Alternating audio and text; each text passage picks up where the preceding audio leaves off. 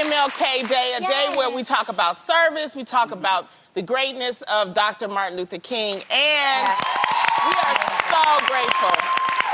His daughter, Bernice King, tweeted out a question last week. The tweet basically was her most asked question that she gets about her father. And it was, what would her father say about the climate today?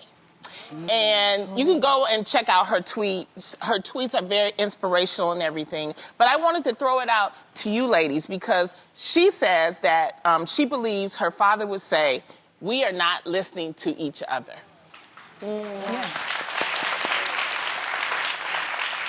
So, do you ladies agree? Who's not listening?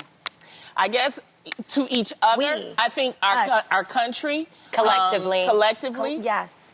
How do you feel about that? Why you got that look on your face, Bailon? I just think it's a question of which side is not listening. And I'm just curious as to how that works. Is there a side that is listening? Is there a side that's Is it maybe possible not? both sides are not listening? I think when it comes to the true art of listening, it requires both parties to really set their own needs aside and truly listen to the other person. And I say this because I'm coming off the heels of, intense therapy sessions lately, because I just like doing some deep cleaning.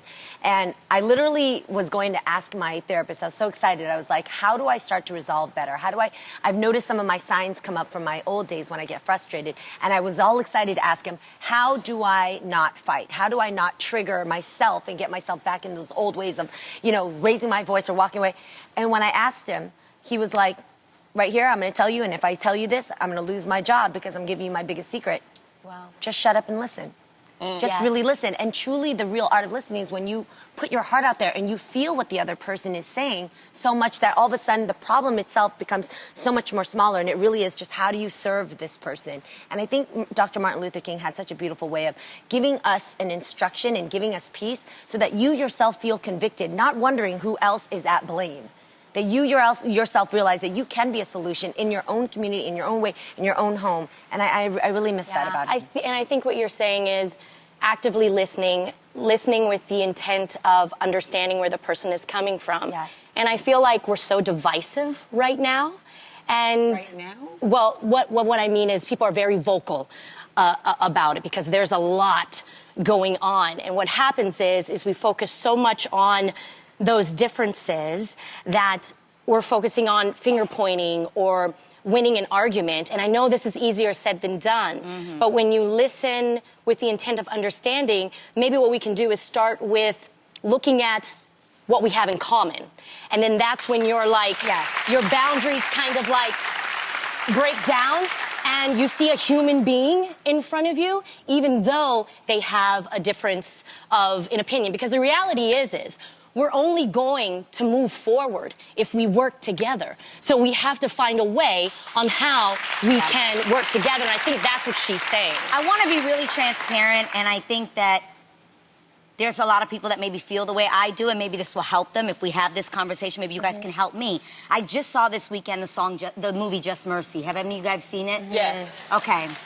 I left that movie theater feeling angry. I was really angry. If you guys don't know about the movie, it's about a man who was wrongfully convicted, a black man who was wrongfully convicted for killing a young white woman. Okay.